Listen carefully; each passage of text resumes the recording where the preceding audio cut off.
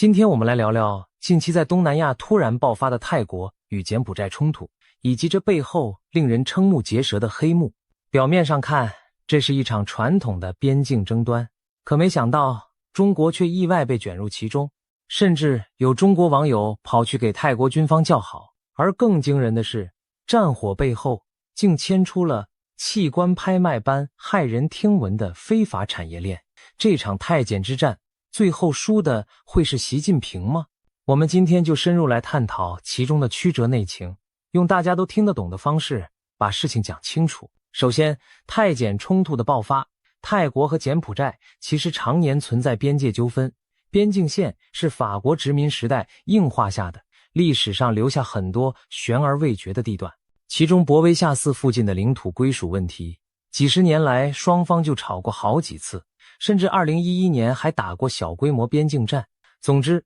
两国的边界本就像一条隐藏的导火线。今年夏天，矛盾终于爆发。2025年7月，泰柬边境发生武装冲突，双方互控对方挑衅，零星交火渐渐升级，引发了持续数周的对峙与战斗。美国也一度介入调停。奇特的是，当时出面调停的是美国总统川普，他在7月底以自身影响力向两边施压，成功让泰国和柬埔寨同意停火。10月下旬，双方在马来西亚签署了和平协议，一度让紧张局势稍微缓解。然而，这份停战协议不到2个月就破裂了。12月初，边境再度燃起战火。据报道，12月7日，双方士兵在争议地区发生小冲突，有泰国士兵受伤，随后情势急转直下。短短几天内，泰国和柬埔寨投入重兵，在500多公里的长边境线上爆发激烈交火。这次战事规模比夏天更大，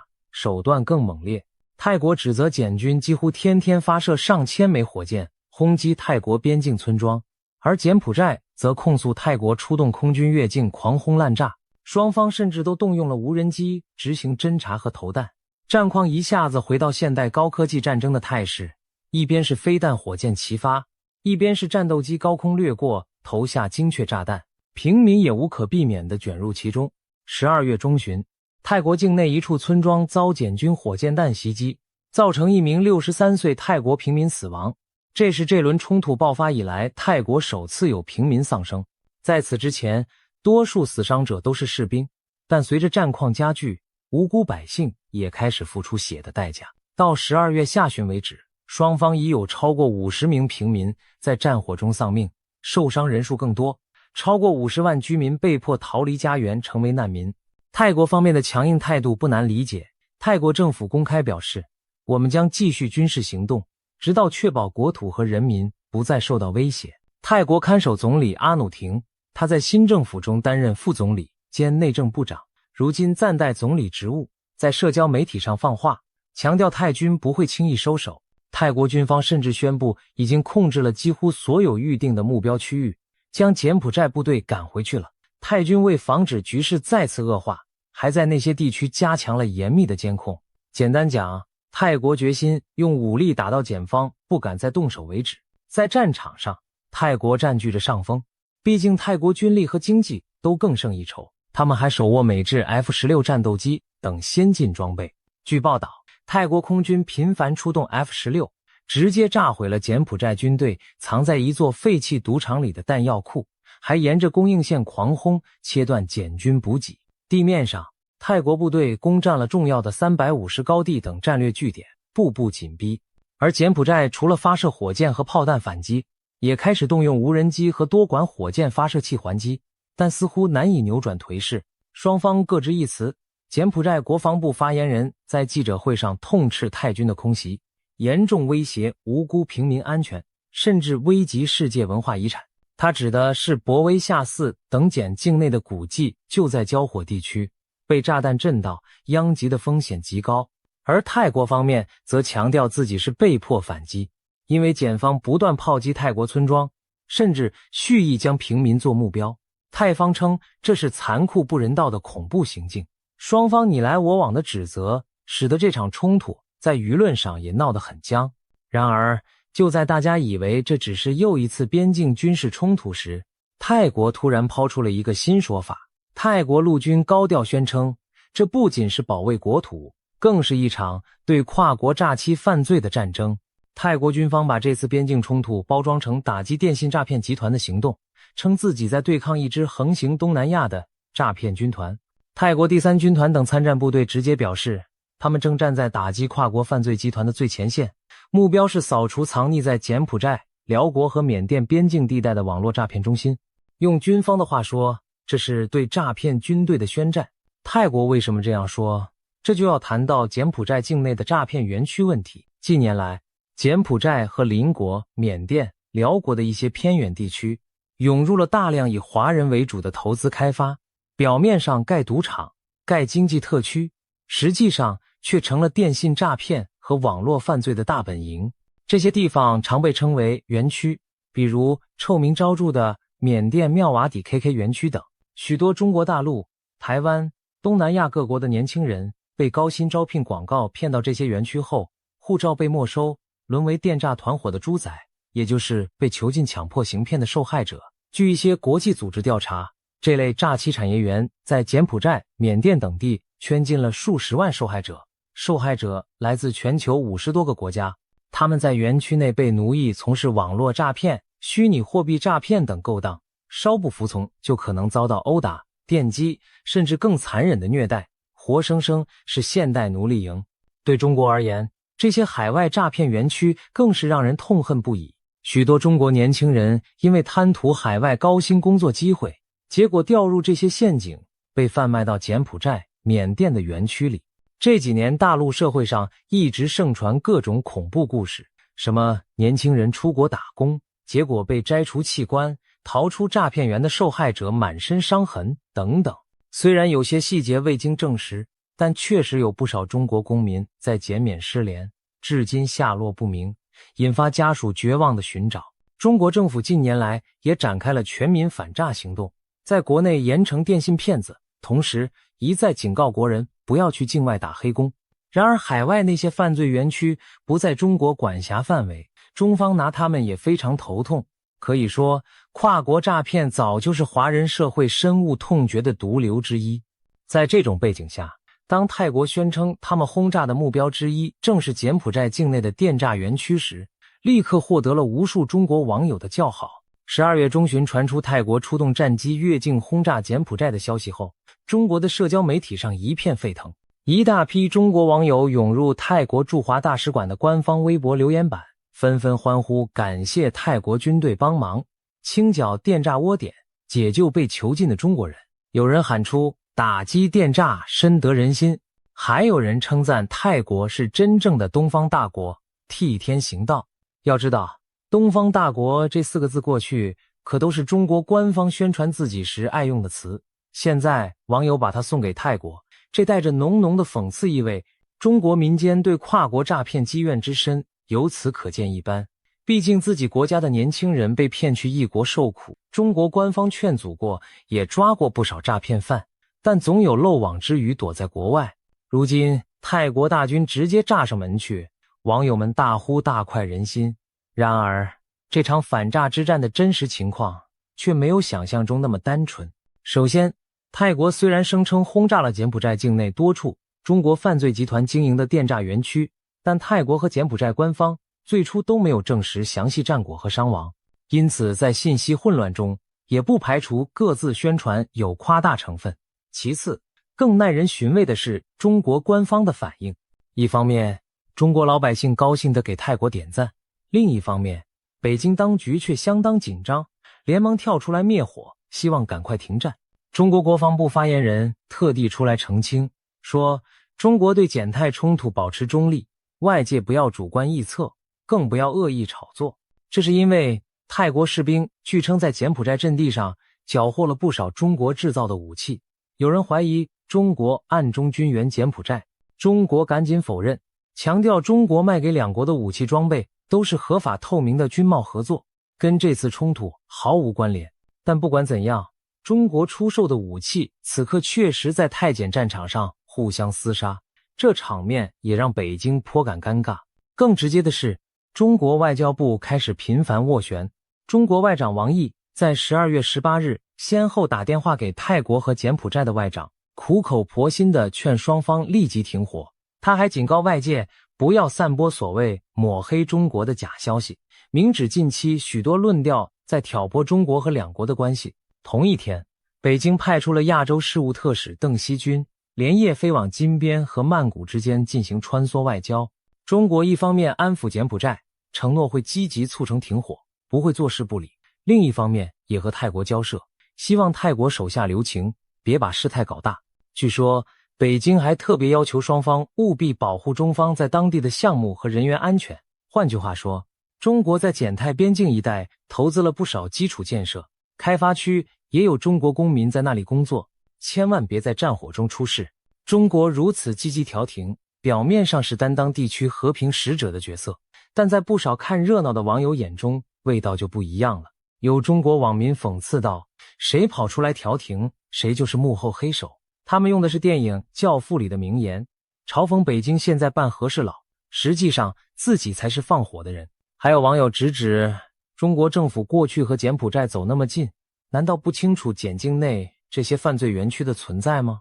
如今泰国大打出手，中国官方跳出来喊停火，不就是因为打痛了某些见不得光的利益吗？甚至有人发出质疑，调停者就是幕后主使，意思是怀疑中国其实深度卷入了柬埔寨这些年来的黑色产业链，只是不明说而已。北京方面当然否认这些指控，并高调赞扬自己在劝和促谈。例如柬埔寨官方就公开感谢中国为缓和泰柬局势所做的积极努力。东协也行动起来了，马来西亚作为今年的东协轮值主席，在12月22日召开了东协外长特别会议，邀请泰国和柬埔寨派代表出席，商讨停火办法。马来西亚首相安华表态，希望透过这次会议让两国重回对话与和平的轨道。在多方斡旋下，泰柬确实在进一步谈判停战条件，或许不久后枪声可以平息，至少表面上会签下一纸协议。然而就在外交舞台上忙着停战时，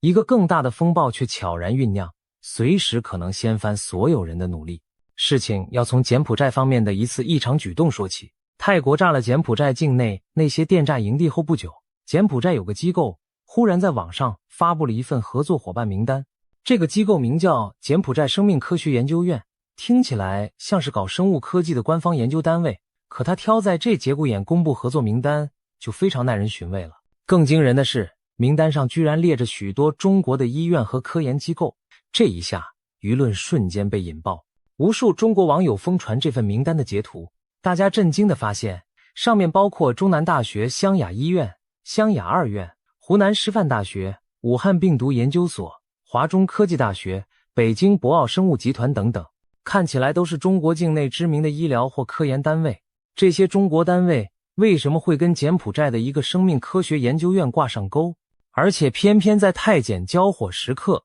由检方主动曝光出来，这背后是不是大有文章？许多观察者直呼，这个名单的冲击力比泰国炮弹还猛，因为它把人们的注意力从纯军事冲突一下子转移到了生物医疗和人口贩卖的阴暗角落。一时间各种传言四起，阴谋论满天飞。有人怀疑柬埔寨此举是在警告北京，我们这边都被炸了，你中国不能袖手旁观。甚至有分析认为，检方故意拉出这份跟中国有关的合作名单，是在向北京绑架道义，意思就是我们这儿出事了，你也脱不了干系，别想置身事外。还有人说，这是柬埔寨在逼中国表态或者出力帮忙，否则就把更肮脏的内幕摊给全世界看。无论柬政府的动机如何，结果就是震撼弹炸开，舆论焦点开始转向更骇人听闻的指控。难道那些电诈园区背后还藏着违反人伦的医学实验和器官买卖黑幕？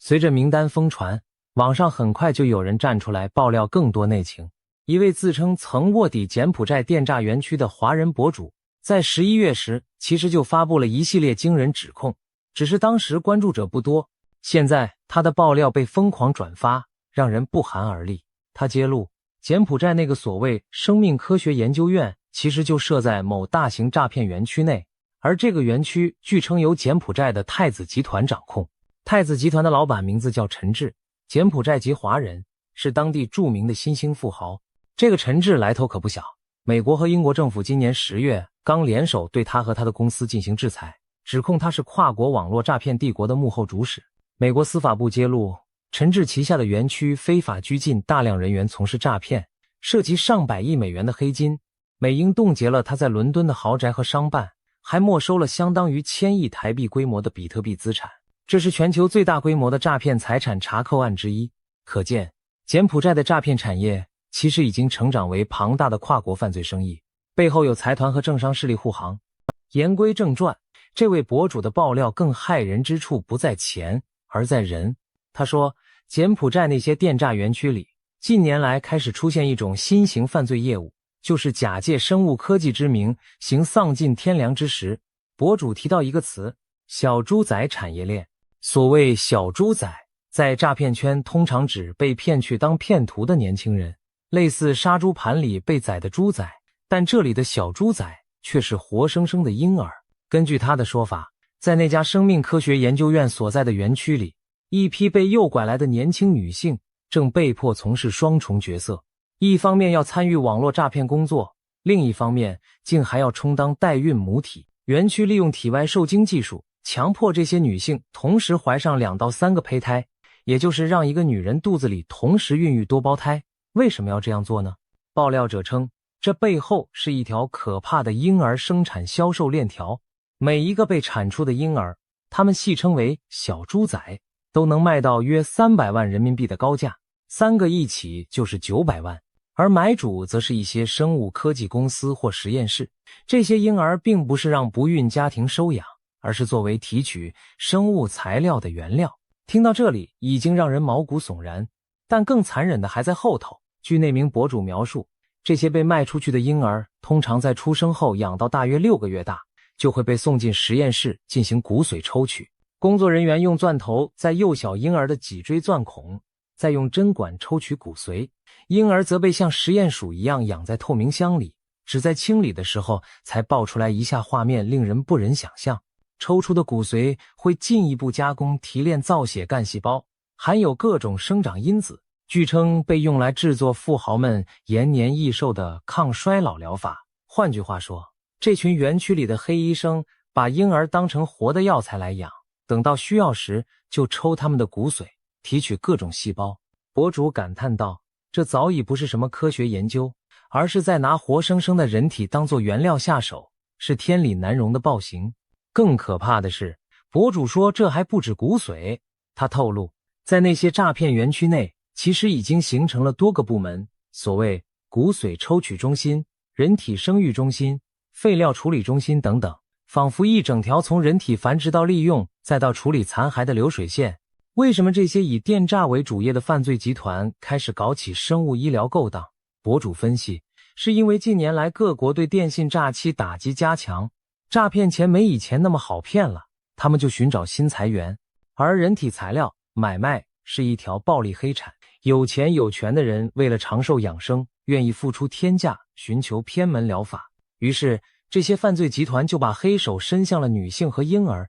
以极其残忍的方式牟利。听到这些，不禁让人背脊发凉。然而事情还没完，真正让中国网友们震怒的是，那份合作名单表明，中国内地的一些机构疑似深度参与了这龌龊勾当。前面提到的湘雅医院等单位赫然在列，这可不是无名小医院。湘雅医院是中南大学附属医院，在中国医学界颇有声望，它为何会跟柬埔寨那恐怖的人体实验基地扯上关系？于是有人开始联想起湘雅医院今年曾发生的一桩离奇命案。2024年5月，湘雅二院的一位年轻实习医生罗帅宇离奇地从宿舍楼坠楼身亡，警方匆忙结案说是自杀，但罗帅宇的家人和同学们普遍不信。他生前曾向亲友透露，自己发现了一些非法器官买卖的线索，打算揭发却遭人警告，结果话才说没多久，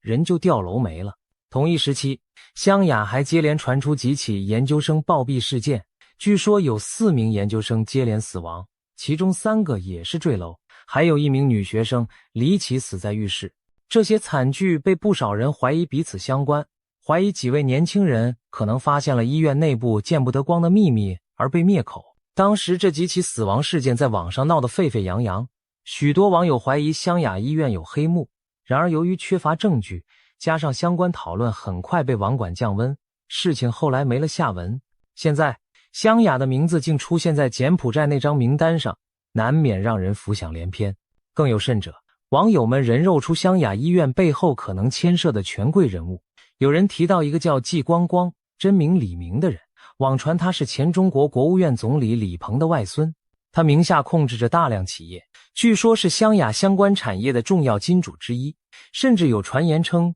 北京某栋发生可疑命案的公寓就是他的房产。而李明这条线若属实，意味着湘雅医院幕后站着的是红色权贵家族，自然也让那几个学生死亡案更加扑朔迷离。这里头资讯虽然多是网络传言，但结合起来细思极恐。如果柬埔寨电诈园区真的在搞代孕婴儿、抽骨髓卖给中国的富豪或机构，那岂不是和中国国内常年被指控的活摘器官黑幕遥相呼应？事实上，国际上对中共涉及活摘器官的指控由来已久，从1999年镇压法轮功开始，就有大量报告称，中国军队、法院、监狱和医院共同组建了一条活体器官摘取产业链，对象包括被关押的法轮功学员、维吾尔族人、政治犯等等。中国政府当然是否认到底，但例如新疆在教育营中失踪的人数、移植旅游的暴利行业，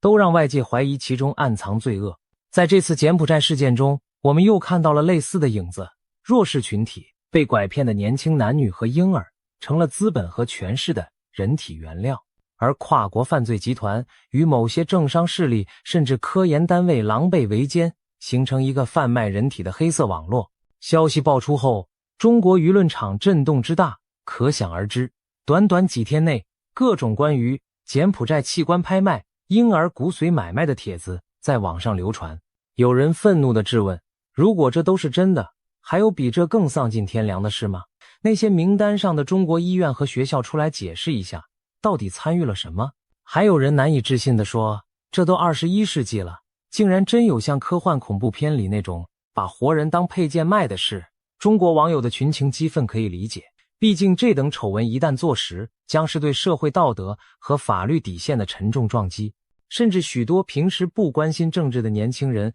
都被这勾起了恐惧和不满，因为任何人都有可能成为那人体黑市的受害者。毕竟那些被拐骗的在柬受害人不就和我们一样曾经是寻常人吗？那么这场泰柬之战，习近平真的成了输家吗？从以上种种看来，恐怕是的。无论泰国和柬埔寨最后怎么谈判停火，北京当局其实已经陷入极为被动尴尬的处境。原以为只是两个小国闹边境冲突，结果砸中了中国自己的脚。一方面，中国多年苦心经营的中柬铁杆友谊现在满目疮痍。柬埔寨是中国在东南亚最紧密的盟友之一，长期以来在南海议题、国际场合作为中国的支持者，中国也大量投资柬埔寨，推动一带一路项目，把柬当成在东南亚的重要桥头堡。然而这次柬埔寨遭遇重创，中国却没能第一时间实质相助，只能喊话调停，这难免让检方心生失望甚至不满。而且柬埔寨新任领导人洪马奈、前领导人洪森之子刚上台不久，就遇到战火与外交压力，未来他会如何看待中国的靠谱程度，也是一个疑问。另一方面，泰国那边中国同样不好交代。泰国虽然表面是美国盟友，但近年来也和中国越走越近，经贸合作密切，还大量购买中国武器装备，两国关系相当友好。然而这场冲突里，泰国是和中国另一个兄弟国家打起来，中国夹在中间，左右为难。泰国老百姓也未必领情中国的调停，如果最后协议里有让他们不满的妥协，他们会觉得中国偏袒柬埔寨。可以说，无论北京怎么做，两头不讨好。更严重的是国内民心的损失。中国网民这回公然为外国军队鼓掌，甚至称赞泰国是真正的东方强国，这对中国政府的威信其实是种打击，仿佛在说自己政府管不好诈骗，还得靠外国来主持公道。官方舆论当然不愿看到这种苗头，再加上器官黑幕被揭露，更是让人们开始怀疑究竟是哪些人包庇，甚至参与了这样丧尽天良的罪行。如果其中牵扯到权贵集团，那习近平这些年标榜的反贪反腐、建设法治，岂不都要大打折扣？习近平本人近年来集权在握，他为巩固统治，大力打造清廉自信的大国形象，强调中国崛起是文明的崛起。可现在，太检战争把中国不光彩的一面掀了出来，跨国诈骗猖獗，中国武器流向战场，甚至可能存在骇人听闻的人体买卖。这让习近平苦心维护的国际形象严重受挫，道德高地瞬间崩塌，国内民众对政府的信任也可能因此动摇。原来我们声称要做负责任的大国，却被揭露可能纵容着如此肮脏的秘密。还有一层输家是地缘政治上的，有人分析这次太检冲突，其实背后也映射出中美角力。毕竟泰国一直与美国军事同盟，近年来才向中国靠近。而柬埔寨完全倒向中国，是美国在东南亚的对立面。美中两大国在东南亚竞争影响力是常态。这次冲突中，美国新上任的川普政府积极斡旋停火，东协也在美国的支持下调停。如果最后停火功劳被美方或东协抢去，而中国的形象又因丑闻变差，那等于区域领导力之争中，中国也输了一局。泰国这次以雷霆手段扫荡跨国犯罪，某种程度上还凸显出区域国家寻求自主解决问题，不完全仰赖中国的趋势。再看另一旁，越南最近也动作频频，在太检打得火热时，越南在自己与柬埔寨的边境上陈兵重武。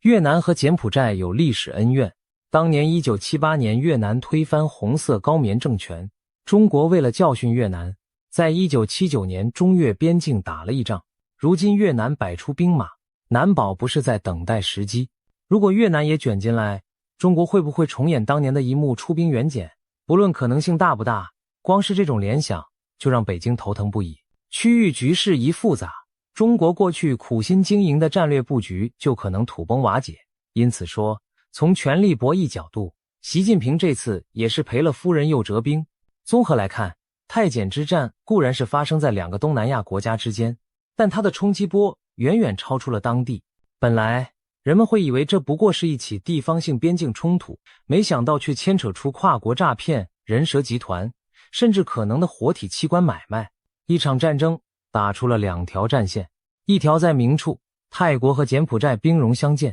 另一条在暗处，黑色产业的掠夺者与维护人性底线者之间进行着较量。在这两条战线上，北京当局和习近平都面临巨大压力。军事上，他要避免盟友翻脸，周边局势失控；舆论上，他更要应对国人对黑幕的愤怒和质疑。最后，我们不禁要问，接下来会怎样？太检之间或许在不久将来能签下一纸停火协议，让战场暂时安静，但那潜伏在战争阴影下的人体黑市会不会就此烟消云散呢？会不会有更权威的调查，把那些传闻中的罪恶铁证公诸于世？如果真有幕后黑手，不管是在柬埔寨还是在中国，他们会受到应有的制裁吗？还是说这场风波终究会被各方压下，真相淹没在政治交易之中？对习近平而言，这或许是一道最难的考题。他号称建设清廉社会，维护人民安全。如今人民看到这般骇人听闻的传闻，